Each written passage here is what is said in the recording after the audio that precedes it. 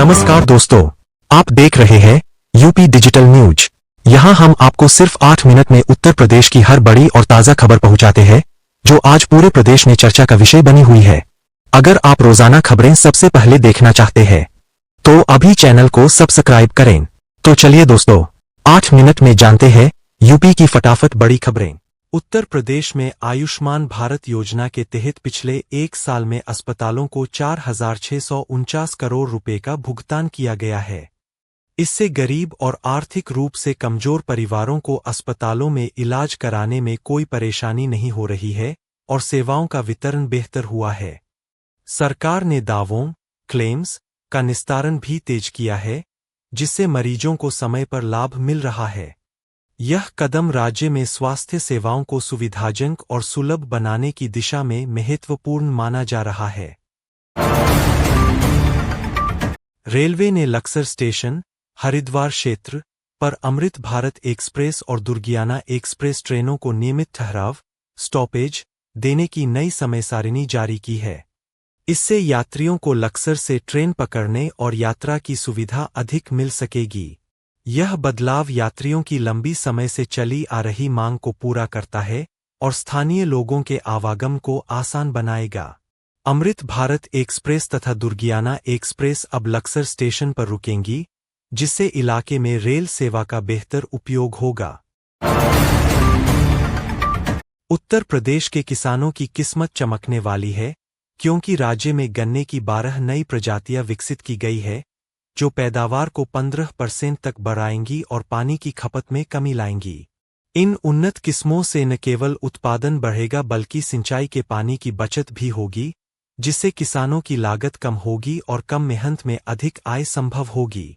वैज्ञानिकों के अनुसार ये प्रजातियां पानी कम लेती है और बेहतर रिटर्न देती है, जिससे यूपी के गन्ना किसान मजबूत आर्थिक लाभ उठा सकेंगे। मकर संक्रांति का पर्व इस वर्ष विशेष पुण्यफल देने वाला माना जा रहा है।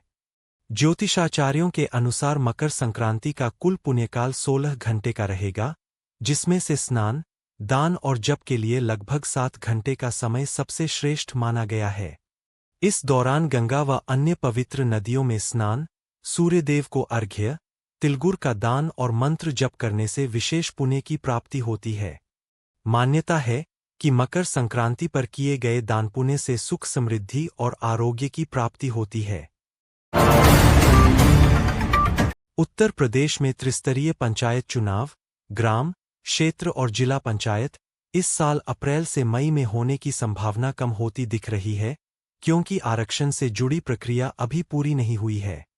मुख्य वजह है ओबीसी, अन्य पिछड़ा वर्ग और अन्य वर्गों के लिए आरक्षण तय करने वाला समर्पित आयोग का अभी तक गठन न होना, जिससे आरक्षण फार्मूला नहीं बन पाया है और सीटों के आरक्षण का काम अटका हुआ है। इसी कारण चुनाव टल सकता है या तारीख में बदलाव आ सकता है। प्रशासन को आरक्षण प्रक्रिया पूरी करने में समय लग रहा है।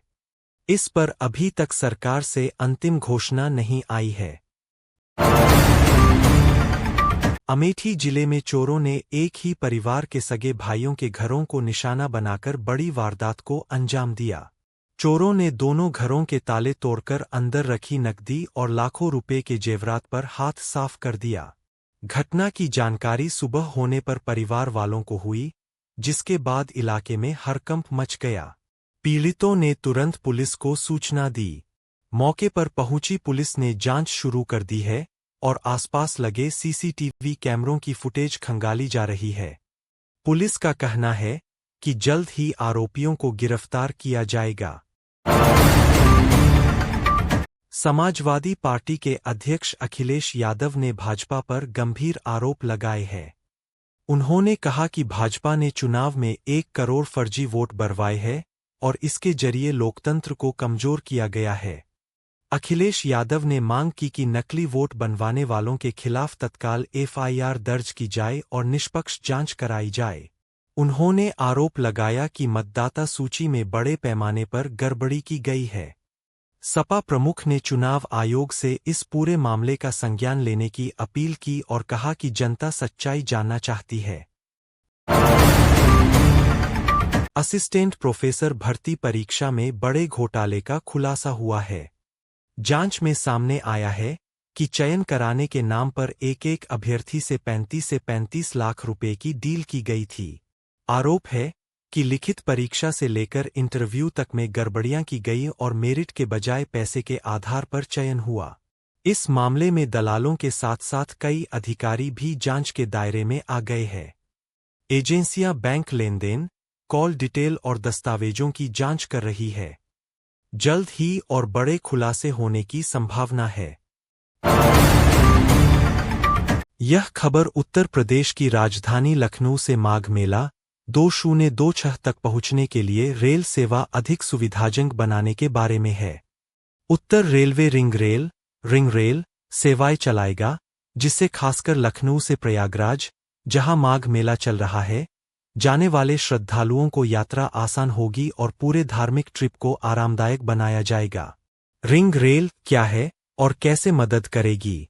उत्तर रेलवे प्रशासन लखनऊ से प्रयागराज, वाराणसी और अयोध्या के बीच रिंग रेल ट्रेन चला रहा है, जिससे ये तीर्थस्थल सीधे जुड़े रहेंगे। इससे सिर्फ माघ मेले तक पहुंचना नहीं, बल्कि तीर्थस्थल पर घूमना भी आसान रहेगा। Route ring rail train Lucknow, Prayagraj, Varanasi, Ayodhya वापस लखनऊ जैसे व्यापक धार्मिक सर्किट पर चलेगी। इससे श्रद्धालुओं को एक ही ट्रेन से प्रमुख धार्मिक शहरों को जोड़ने वाली यात्रा का लाभ मिलेगा। दोस्तों, अगर आपको हमारा यह वीडियो पसंद आया हो तो लाइक करें, शेयर करें और यूपी डिजिटल न्यूज को सब्सक्राइब जरूर करें। इस न्यूज को ज्यादा से ज्यादा लोगों तक पहुंचाएं और कमेंट बॉक्स में हमें बताएं कि आप यह खबर किस जिले से देख रहे हैं। आपका बहुत बहुत धन्यवाद।